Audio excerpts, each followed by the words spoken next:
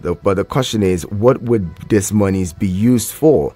The president, the presidency has said that the monies will be, pushed for, would be used to develop critical infrastructure and in areas such as health, agriculture, roads, and water supply, and all of that. But in the end, if we look at the borrowings from the past administration, that's got our debt stock to about 87 trillion naira. You cannot really juxtapose the borrowings with the level of development that we've seen. Other countries borrow. The America's debt stock is over 30 trillion or so. In Egypt, for instance, they're doing over $100 billion in debt. But again, if you go to these countries, you're able to see some level of development. Now, the President Tinubu administration have said they want to build a 1 trillion naira economy. If they're going to build a 1 trillion naira economy, it would mean that over the next few years, the economy or the GDP has to grow by double digits, about 20 or at least 15% year on year. Every year, the economy has to grow by at least 15%. Is there any country that's currently doing that? China's economic growth is at about 5.1%. It was 2023, recovering from, the COVID-19, as against 3% that it did in 2022. The U.S. economic growth as well is about 4.9%, currently. If we look at this, it would mean that Nigerian economy would have to grow faster than all of these other economies for us to get to the 1 trillion economy.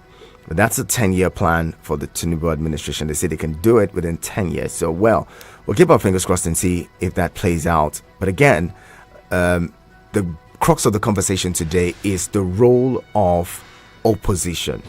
The role of opposition in this country. With all of this that's happening, with all that's going on in the country currently, what is the opposition doing? Yesterday, Professor Tahiru Jega called on, cross-carpeting, defection from one party to another, especially just before the elections and all of that. He's called, look, let's scrap it, let's proscribe it. But would the National Assembly be able to do that? Would they be able to prescribe actions that favor them?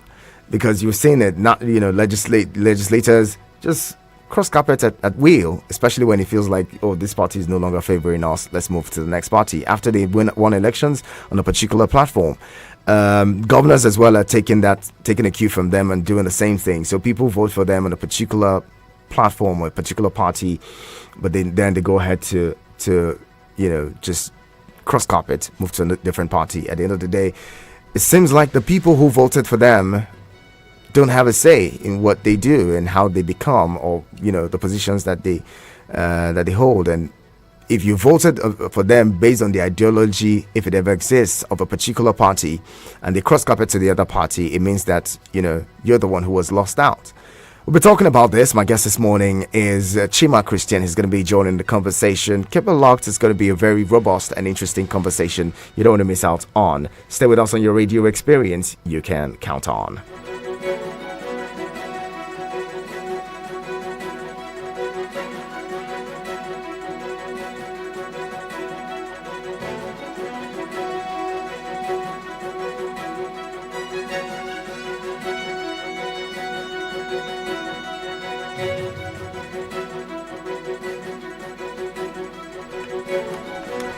Again, thank you for staying with us on your radio experience. You can count on it is Eagles Outlook, and this morning on Eagles Outlook, we'll be talking about the role of opposition in governance.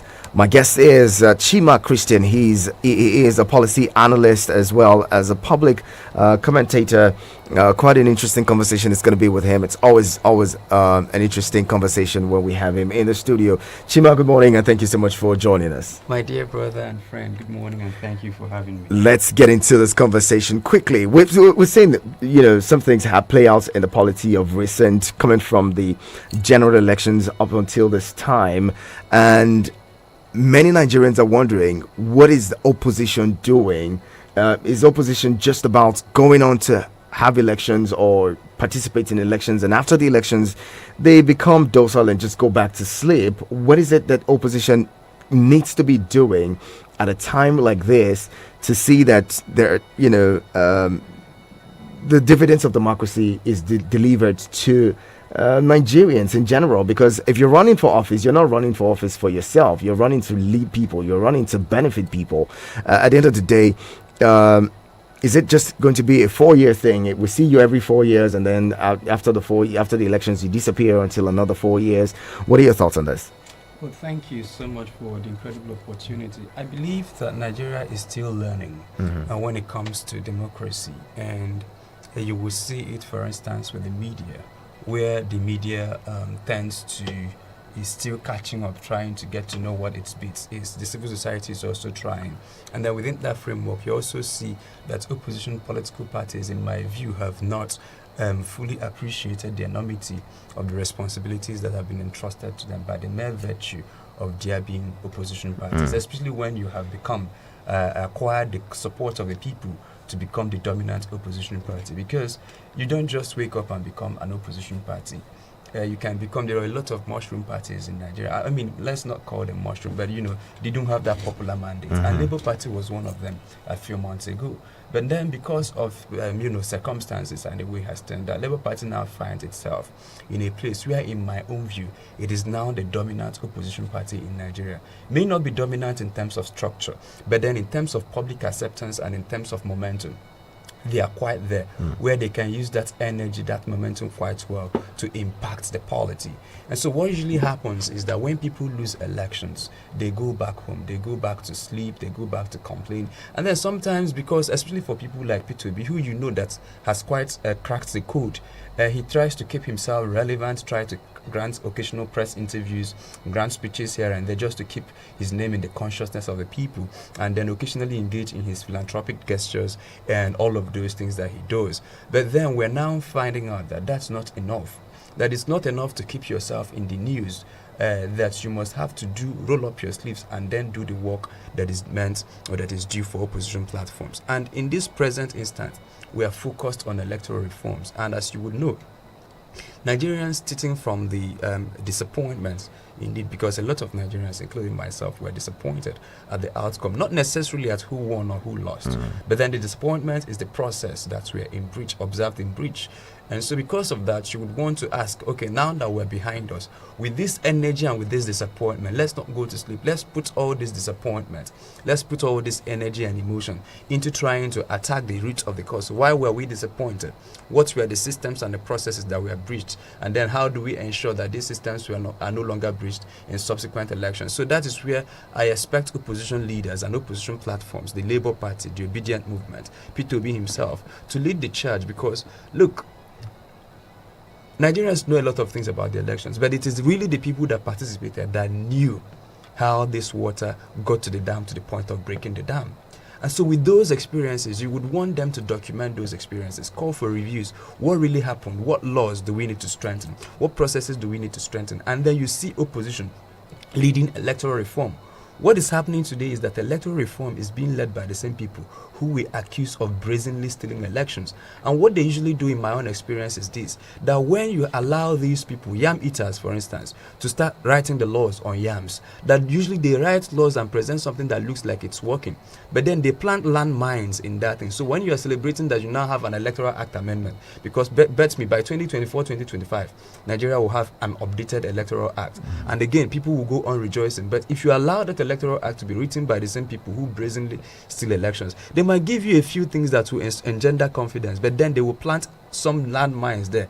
And then when those landmines detonate, you'll be left caught flat-footed. For instance, in the instance of 2022, the new Electoral Act of 2022 acknowledges the use of electronic devices. Did not call them out by name in specific, but then it did not make it outrightly unlawful not to use those devices. Have you seen it now? And then you see now that when people subjected themselves to election using those devices, then the law caught them off guard. So that's why you want to have the opposition leading electoral reform and many other issues that the opposition can lead. Speaking of opposition leading reforms, the opposition has members in the National Assembly, even though some of them have lost elections, have been sacked, by the courts.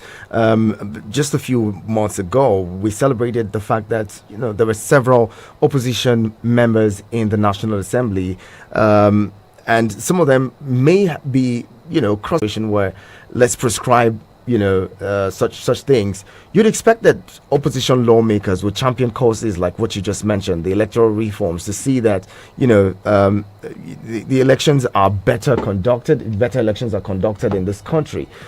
As from where you sit, do you see, opposition lawmakers championing this cause for their parties, or do you see them cross-carpeting? We're already seeing some people already making moves to move to other parties. Some already have moved. The likes of Senator Ifeanyi Ubah from the YPP, who used to be the only senator on the platform of the YPP, has moved on to the All Progressives Congress. More of them may likely move. Do you see them, championing the cause of, electoral reforms at the National Assembly? No, I think politicians, regardless of what parties they come to the political powers through their platforms, will essentially retain the core. And so if you talk about Ifeanyi Ubah, his antecedents are known. And so whether he appears in PDP, he appears in APC, he appears in Labour Party, the husk of the man is still there. And then when you talk about Peter Obi, for instance, his antecedents is known. Whether he's in ABGA, he's in PDP, because he was in ABGA, whether he was in PDP for a period of time or now in Labour Party, or indeed to the next party that he will move to, because what I'm sensing now is that he will likely move before the 2027 general elections. What do you think so?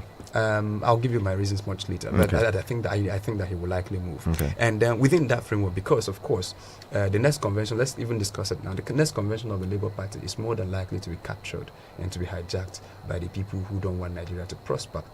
You've already started seeing planted disunity within the party.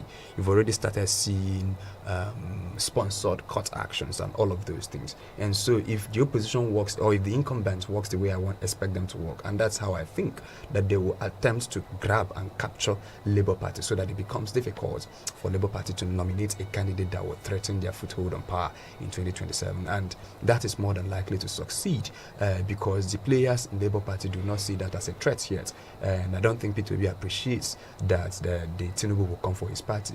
And so if he appreciates that, I don't also think that he's putting enough measures in place to protect that. But then what will happen is that towards the election year, he may be kicked out by his party, the party may nominate someone else, and then just like he left PDP in the nick of time, he will still leave Labour Party in the nick of time. And then if you ask me where he's going to, I think he's headed to SDP. But let's leave it at that and then review this after 4 years.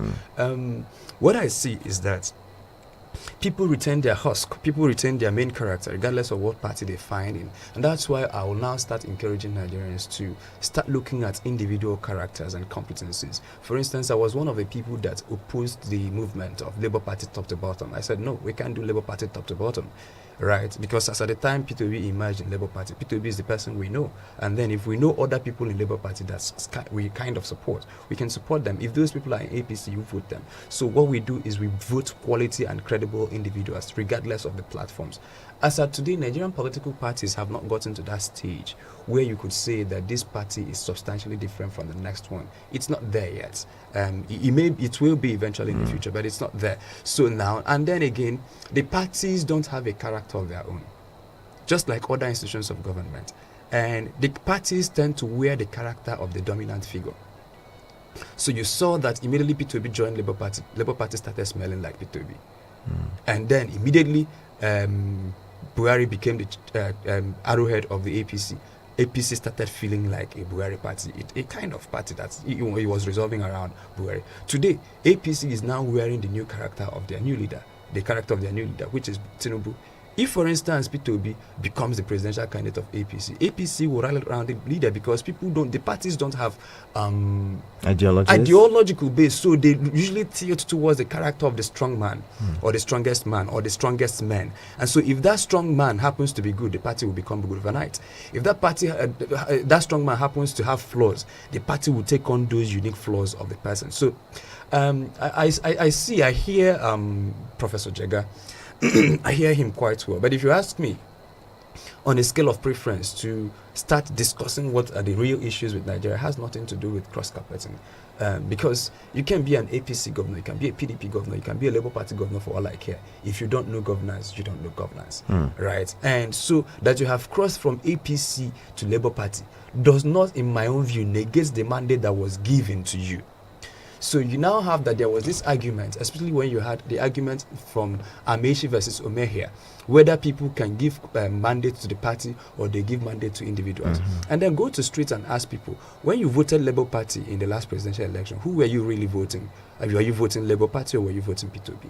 And you will find your answers. And then when you voted APC, were you really voting APC or you were voting Tinubu? And you'll find the answers. And when you voted PDP, were you voting PDP or you were voting Atiku? And you will find your answers. And majority of the people have their loyalties attached to individuals, because those are the individuals they expect that when this person gets to office, whether it is personal gain or collective gain, I can extract those benefits from him. And so now I feel that people give their mandates to individuals. Nigeria has not gotten to that stage where people give mandates to political platforms. Now, judging by this, or going by what you just said, do you think that we should have, independent candidacy in our electoral laws to allow for individuals to run on their own, like you have in places like France, where and individuals don't have to run based on political parties, or don't need a platform of a political party to run for office? One of the things I do, and I think that's what people appreciate with the work I do, is that I take my time to ponder on issues before I arrive at the conclusion. You see, when people talk about independent candidacy and people talk about diaspora, visual presentation of it, and then when you sit on it and think it through, you will see that some of those issues don't make sense at the moment. For instance, Nigeria has 18 registered political parties. If you're really a candidate that wants to win elections, you can't tell me that you can't find one out of the 18 political parties that you can win their primaries. It's not so. So if you can't win primaries... But in a situation where primaries are characterized by the biggest spenders, who spends money more, who gives dollars, I mean, how can good candidates who really want to run without money, when our elections are being monetized and dollarized, as they call it, yes, how can such good candidates who may not have so much money to throw around win elections? You ask yourself, go back to 2023 or 2022, you have your P2B experience. Yes, he couldn't buy his way through PDP. If he was competing in APC, he could also buy his way through. But then there were 16 other political parties that Nigerians pretend that they don't exist. Before now, nobody was hearing of the Labour Party. Before now, nobody's hearing of the SDP. Like, I know that SDP will pick up momentum in 2027, but then people don't hear of it. There are other parties I don't even know their names. I can't even identify their logos on the ballot. And so are they. And before elections, there are parties who genuinely don't have an aspirant. They go around begging people to come and buy their forms. Some of them even give people forms for free, just so that they can retain them, because there are conditions that you must have to meet continually before you retain your license as a political party. So if you really want to run for an election, you can find one out of these 18, or you can start early enough to form the base and register your own political platform.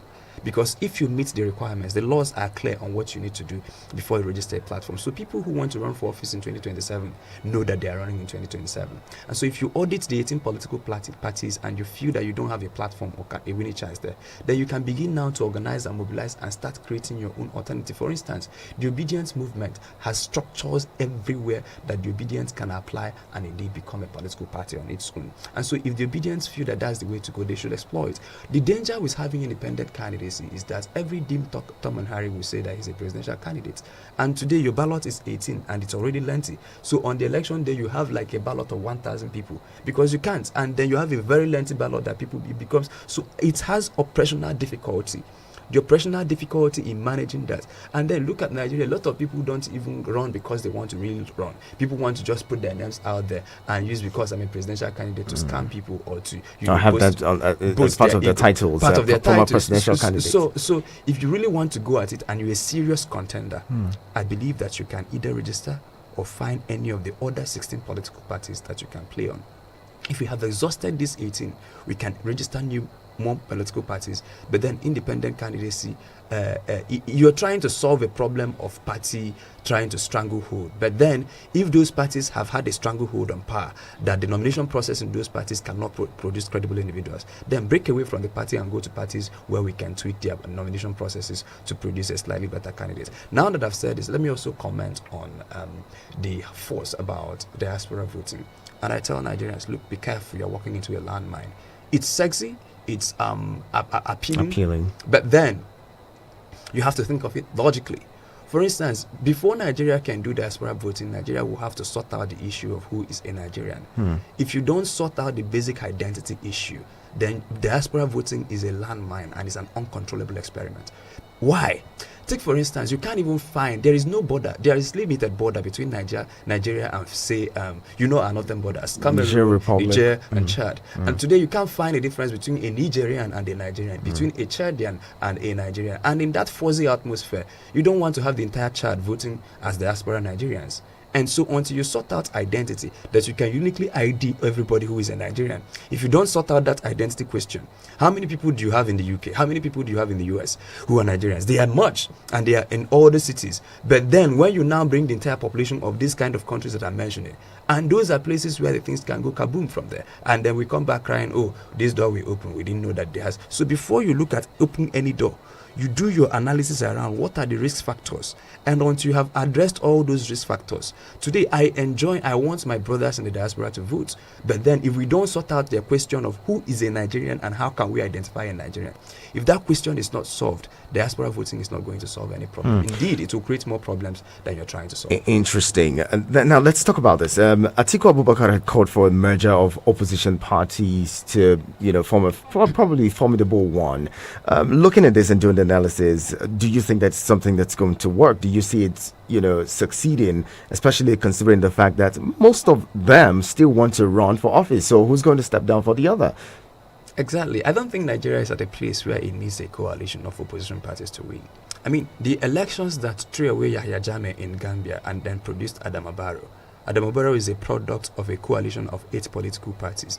But then you've seen that Yahya Jammeh has had a long stay in power, and then they needed to mobilize resources together to make a meaningful go at challenging him. But Nigeria is not in that place. Between 1999 and date, go and study the election results. What is the difference between the eventual winner and the first runner-up? Not much. What is the difference, for instance, between Jonathan and Buhari in 2019? What was it in 2015? And what is the difference between the declared votes of Atiku Abubakar and then the declared votes of APC, that's Bola Ahmed Tinubu in 2023? You don't see that landslide and then the others are left. So that's usually what happens when you begin to see that this person has 3 million votes and the other person is trying to mobilize 20,000 votes. That's where they need to put resources together. But then any one of them stood a great chance of winning 2023 election as a standalone candidate. PDP had all it takes to win that election, and in fact in some cases people are alluding that he might have won. We don't know. And then Atiku Abubakar stood a great chance of winning as a standalone candidate, and people are claiming that he won. We don't know. And then Tinubu has had a great chance. So either of the political platforms in Nigeria, whether Labour Party, PDP or APC, has what it takes to dislodge the incumbent. However, the question you ask yourself, have they put in all that they can to dislodge the opponents? And in my answer, my view, the answer is no. Because before the 2023 elections, the vulnerabilities of the election management systems were known, at least by a few stakeholders. I think we were here on your platform discussing the vulnerabilities. You wouldn't believe how much effort and personal sacrifices we made to make Nigerians see that this is what is about to happen. You won't also believe the amount of personal sacrifices we made to see leaders. I'm not going to drop names, but at the highest level of it, we met them. Some of them, I stayed in their hotel for 5 days before I eventually got an audience with them. And when I got an audience with them, I shared the intel I had, I shared the data I had with them. I said, these systems are subject to being compromised, and this is how you can mitigate them. But they felt that there was no need, that the best thing they could do is to go to the field and jump with, women and dance around the issue. And I said, voter mobilization is an important aspect of elections in Africa or in quote-unquote third world countries. But then you don't stop at voter mobilization, because if you are running for elections in America, you can stop at voter mobilization. If you are running for elections in the UK, you can stop at voter mobilization. But then if you're running for elections in Nigeria that has shown that people have the capacity to compromise the electoral system, voter mobilization is not enough. You will have to use one hand to mobilize the votes, and then you have to use the other hand to fend off people who might want to snatch those votes or those mandates. So we told them they did not invest enough in election management systems, and that was why 2023 turned out the way they did. And today again, we have opportunity to critically invest in election management systems. You don't want to allow the opponents to write the laws. You don't want to allow the opponent to appoint INEC commissioners. You don't want to allow the opponent to determine the devices, beavers, approve the devices. By the way, the political parties don't even know how the beavers work, so nobody has questioned the beavers. And then you allow them to do all these things. 1 year to the elections, you show up to the elections, start dancing around and telling people that you will fail spectacularly. So if you want to run and make a meaningful go at it, you must have to start now, to start critiquing the systems. What are the vulnerabilities of the election management systems? What are the failure in operations? The operational side of the equation, you take care of it. And then the tech side of it, which is the tech, the beavers, the IRF, you take care of it. How can we strengthen these devices to make sure that these devices are no longer captured by individuals? And then how can we, how can we strengthen the legal framework? So for me, if you look at elections in Nigeria, there's the legal framework to it, there's the technological framework to it, and there's the operational framework to it. If political parties invest enough time in dealing with these three frameworks, elections will turn out better than it's currently. Well said. Well, the conversation continues. This is Eagles Outlook. Quite an interesting one, you would agree. We'll be talking more with Chima Christian, who is a policy analyst and public affairs commentator, joining us in this conversation. Stay here. Eagles 102.3 Abuja. Abuja, are you ready for Iris 2023? The International Real Estate Conference and Exhibition is a 3-day power-packed event with the theme, The Future of Housing and Infrastructural Development, The African Perspective, happening live at Nikon Luxury Hotel, Abuja. Date, 29th November to the 1st of December 2023. Time 9 a.m. daily. There will be raffle draw daily to win a free plot of land. There will also be property auctions. Registration is free. Visit our website at www.irisabuja.com. That's www.ireceeabuja.com to register. For sponsorship and inquiries, call 081-0371-7124 or 090-6611-1105 or 080-3794-4713. Guess what, love? I'll be home every weekend for the whole period of the project. But honey, that's expensive. What if I told you I can now book my flights from as low as 19,999 naira on greenafrica.com for flights in January to March next year? 19,999 naira for flight in this economy? Oh yes, stay close to your loved ones this season. Visit greenafrica.com now to book your flights from 19,999 naira only for flights from January 14th, 2024 to March 31st, 2024 as we celebrate Valentine in November. Offer ends 4th December 2023. T's and C's apply. Green Africa. Welcome to the future. Eagles 102.3 Abuja.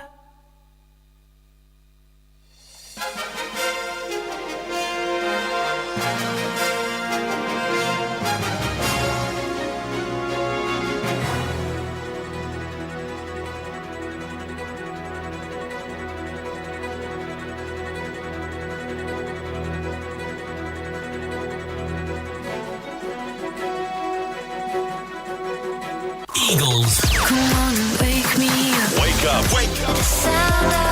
Your morning show. Get a little boost of energy. Come on and wake me up. 102.3 Abuja. Are you a student, civil servant, teacher, stay-at-home mom, employed and unemployed, military and paramilitary personnel willing to be making an additional income. Do you know with as low as 5,000 to 20,000, you too can start a business that can earn you between 20 to 100,000 naira on a weekly basis. A business that you can run from the comfort of your home. If you are among this category of person, so be my guest this week Thursday at Rafi Grade Multipurpose Hall opposite ABC Transport to Tako District. For more information, call Barrister Tinan on 081 3025 1853. To reserve a seat, send your name through a WhatsApp message to 081 3025 1853. 081 3025 1853. See you there. Eagles 102.3 Abuja.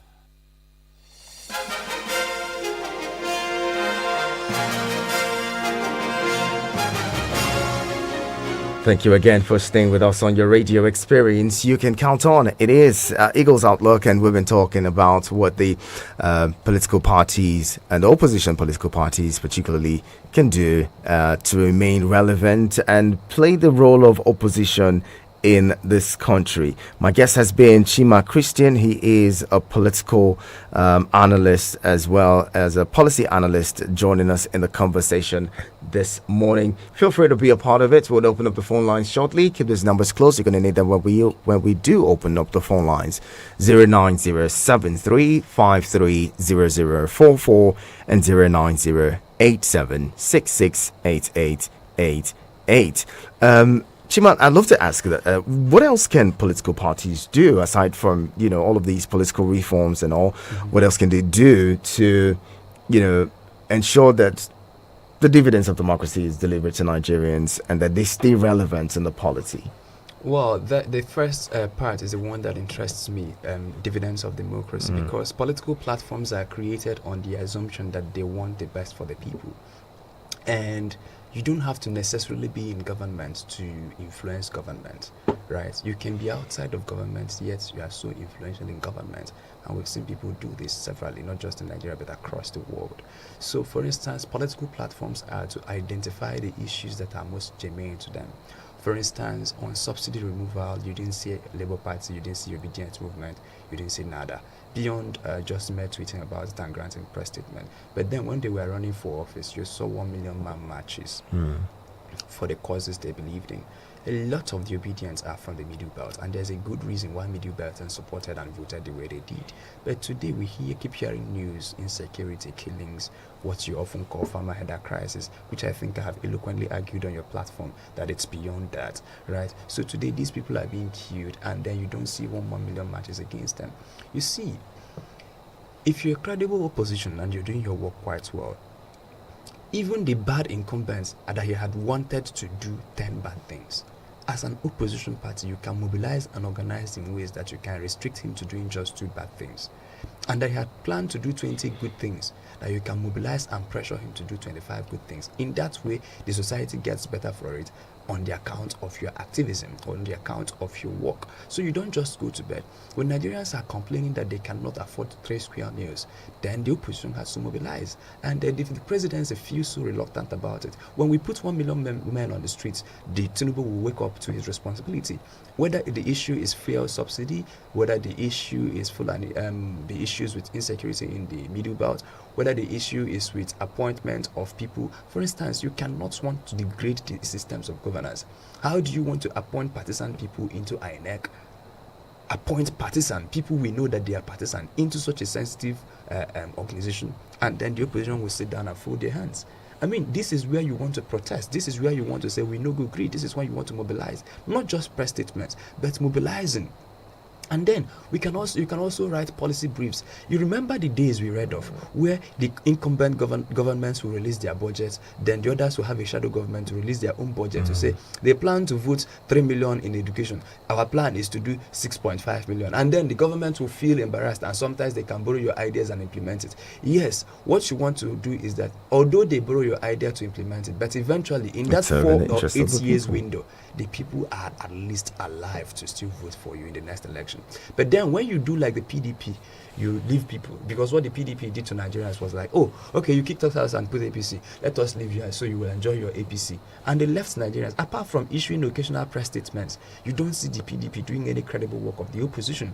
It was just a lazy and lethargic opposition, and that allowed Buhari to do the full range of the possibilities that were available to him. If you had a credible opposition who sat up and did their work as opposition, Buhari would not have been as bad as he did, because he would want to be bad, but then the system does not allow him to do that. But when the president knows that he can do anything and get away with it, that there will be no person to ask, that the best you can do is to grant press statement and go to bed, and that the best he will keep doing, because usually what you do is that you tweet about it for 2 days and you move on to the next topical issue. And so if you have that lazy and lethargical position, and the incumbent sizes you up and knows that you're not about to do anything, they will get on with all the full range of possibilities. Do you think that the opposition should vie in 2027, considering the outlook of things? Seems like President Tinubu is still going to be on that saddle in 2020, or wants to, continue in office in 2027. I did say that I think it was on a different platform that the failure in 2023 was a failure in analysis, because if you looked at Tinubu, you look at his age, you look at his pedigree. And by the way, David Hyundai did a good job to remind us who this man is, right? And we won't pretend that we don't know him. Even if David Hyundai did not do what he did, we all know that this man was a governor of a state for 8 years. So thankfully, his governance records were there for all to see. And then even after Lagos, we know his relationship with Ambode, for instance. We know that how this man can be so, dedicated to pursuing his goals. And so not expecting him to do what he did in 2023 was outright naivety on my part. So the first thing is, before you enter into any contest, you square up your opposition. Know the full range of possibilities available to them. If they can kill, will they kill? If they can steal, will they steal? If they can maim, will they maim? If they can hurt, will they hurt? And then when you have answered questions around that, then you begin to design programs and interventions based on the answers you've provided. Everybody who knows what is happening in Nigeria will know that Tinubu will attempt to use state power to retain his hold on power. Will he attempt to use the SS? Yes. Will he attempt to use the police? But yes. isn't it what they do? I mean, when they get into office, recall that President Buhari was one person who Nigerians said, oh, he was going to spend just one term. Nah, he wouldn't spend more than one term in office. And then in 2019, he ran again and won, effortlessly. And then if it was possible for him, he would have done also a third term, but then the constitution of Nigeria is that stronger that people have not gotten to start thinking of doing third terms in Nigeria. So you see, so what the opposition should do is to clearly analyze the strengths and the weaknesses of their opponent. Are there some advantages? Yes, they have state power. Would they try to compromise the system? These people have shown you severally that they are hell-bent on doing what they want to do, regardless of the consequences. And when you now know that this is the manner of the opposition you're going to face in 2027, you don't go around smiling, waving at the camera, dancing with bucket women, frying akara, taking selfies with youths at the airport. No! That will not get you into office. You have to roll your sleeves and get into the business. If you don't want to do that, then don't run. Because what you are merely doing is that you raise the hopes of young people and then dash it. If you want to become a president in Nigeria in 2027, be sure to pay the price. It will not come. It will not be handed to you. Even in America or in the UK, presidents, they are not offered to people on a platter. And then even more so in Nigeria, where people can and indeed attempt to compromise the system without consequences. So what you're going to do is that you're going to analyze what are all those vulnerabilities with the systems and how can we mitigate them. If you have not solved the INEC issue, if you have not solved the police issue, if you have not solved all the other issues which are risk factors to elections in any democracy, including in Nigeria, if you have not solved it, don't even bother pasting your posters in 2027. But then if you want to run, because what you'll be doing if you paste posters is that you can get a few people to believe in you. Maybe you speak the right English, you tell them we have to move from consumption to production, you throw around the right buzzwords and people will start flocking around you. But then when they flock around you and they get slammed by reality, like Nigerians got slammed by reality in 2023, and a lot of people will fall into depression. You see, our parents never really recovered from 1993, because after that hope was annulled. It was an annulled hope. Some of them did not participate again. And what happened to young people in 2023? If you don't manage it well, young people will get back to playing football on the street on election day.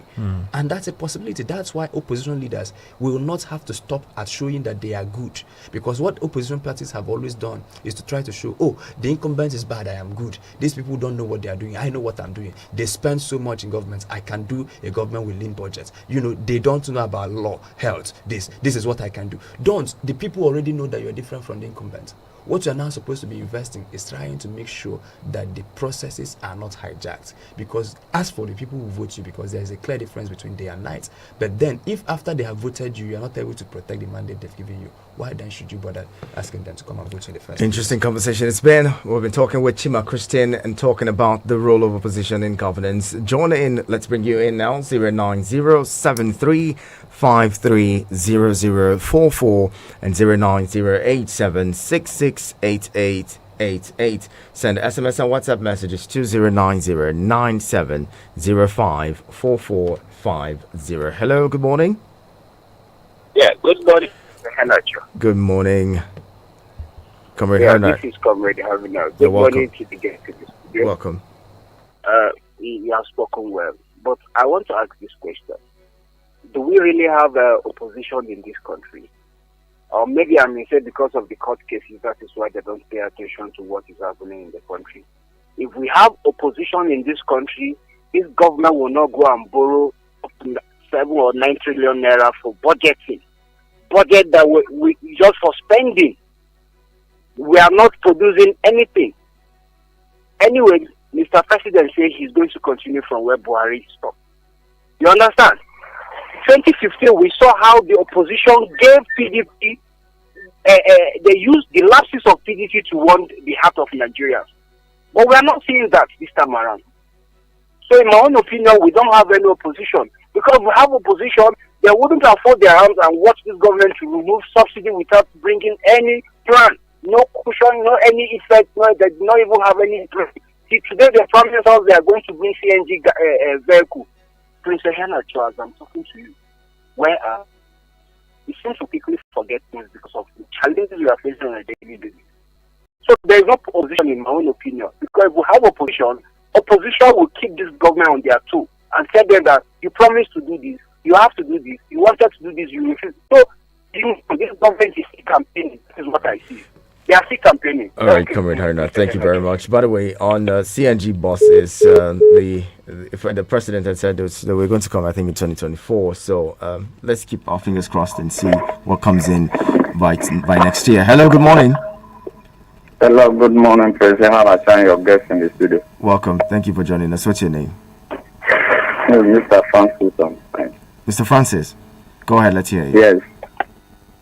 I think the speaker has spoken very well.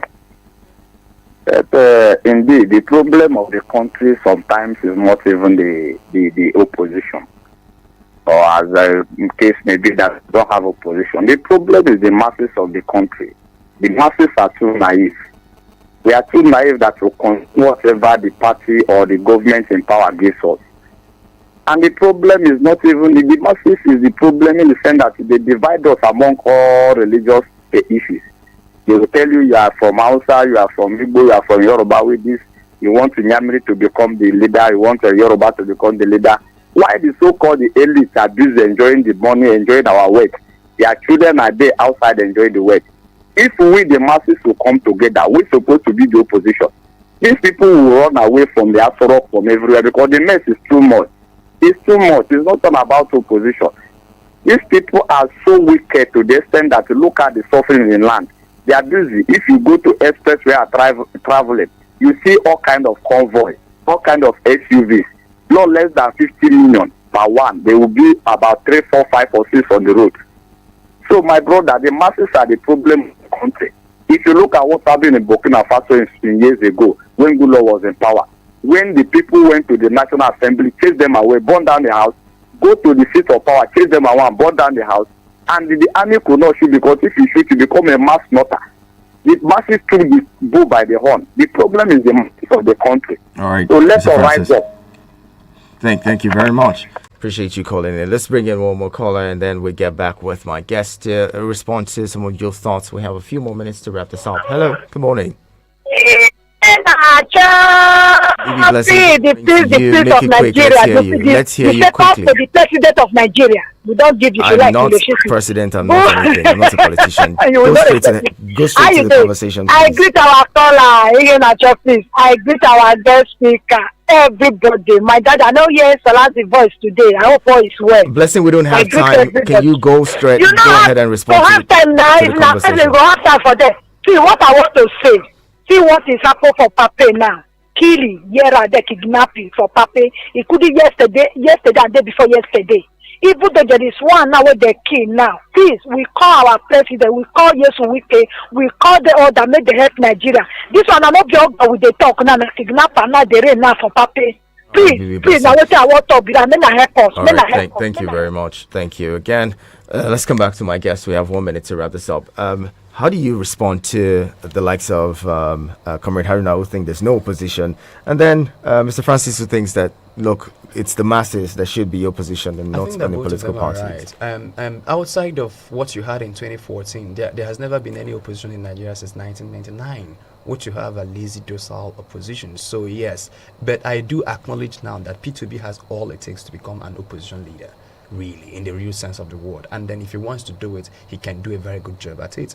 And then I also believe that Obedience Movement has an incredible platform and can indeed be, because if Obedience want to, they can mobilize 1 million people on the streets the next day. And so if they want to leverage the resources they have, the powers they have, I believe that they can use it for the country. Then I also agree with Francis that a lot of times Nigerians are sitting back, laid back, looking for a messiah to come for them. Democracy does not work that way. If you don't demand for good governance will not be supplied. Usually there is a demand side of governance, that there's a supply side of governance. The supply side is people who are in public offices and all of those. Then the demand side are those of us at the receiving end. Usually the demand is far ahead of the supply, because if you demand 10 things, they can give you 2. But then Nigerians don't demand. We can murmur, we can grumble, we can tweet about issues, but those are not legitimate platforms for demanding for credible governance. So I agree with him that a lot of times Nigerians don't want to put in the work to get Nigerians to work the way we want it to work. All right, let's hear. Let's read from Abbas. Abbas says, writing in from where? From Duse. Abbas, you say, I think opposition political parties in Nigeria don't understand the difference between constructive criticism and subjective criticism. Opposition parties in Nigeria are only concerned about the precedent. They only critique the precedent without providing more accurate solutions or alternative solutions to government policies. By now, we should be seeing the opposition analyzing the budget, telling Nigerians why it will work or will not work, and what government ought to do to make the budget work. Being an opposition party doesn't mean they can't lobby in their political ideas and ideals to the ruling party. By now, opposition parties in the upper and lower houses should have been pushing for a speedy passage in conclusion of all pre-election matters before election. But they are just there sleeping, doing nothing. Not even one bill have been sponsored by Labour Party lawmakers who ought to be the ones championing the expected change we are looking for. Abbas, thank you very much for your submission there. And who's this? Kumode says, good morning, Ihanacho. Your guest has spoken well. His analyses are quite sound and excellent. My submission is there is no opposition. Where are the PDP and Labour Party people in the Senate and House of Representatives? Were they not part of those who agreed to the borrowing so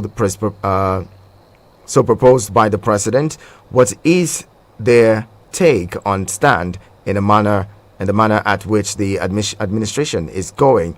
So many of them come and speak sweet grammar to get the power and later join the ruling party. God save Nigeria. Thank you so much, Kumode. And this is a good place to wrap up the conversation. What would you say in 30 seconds as we wrap up? What would be your final submission to Nigerians? I do believe sincerely that the problems are enormous, but then I believe sincerely that Africa's morning is at hand. Despite the fact that you see this gloom all around us, I believe that we are getting close. closer to where we can indeed start implementing the kind of vision we have for Africa. And maybe subsequently we will discuss that Africa's morning, but it is indeed at hand, much more than many people can think. So I encourage people not to give in to despondency, not to give up. We must have to keep fighting and keep pushing and keep struggling and keep shouting and keep working hard until we get the Africa of our vision, because the alternative is not good. If we now cease to act, cease to vote, cease to participate, then these people have gotten us where they really want us to be. That is when they will now multiply the sufferings. If you had told people under Buhari that there will be someone that will be worse than, they will not believe you. But today we are seeing that people are even crying to have Buhari back. So what the present day suffering is incomparable compared to what it could be if we don't act. That's why we have to have the motivation to stay at the issues until they are resolved. Chima Christian is a public policy analyst and the founder of Booker School of Government, is joining us in this conversation this morning. Thank you so much, Chima. Appreciate you coming in. It's always a pleasure to have you. Thank you so much for having me. And this is where we leave it. Thank you to everyone. My name is Ihia Nacho Prince. I'll be back tomorrow at the top of the hour 9 with fresh conversations here on your radio experience you can count on.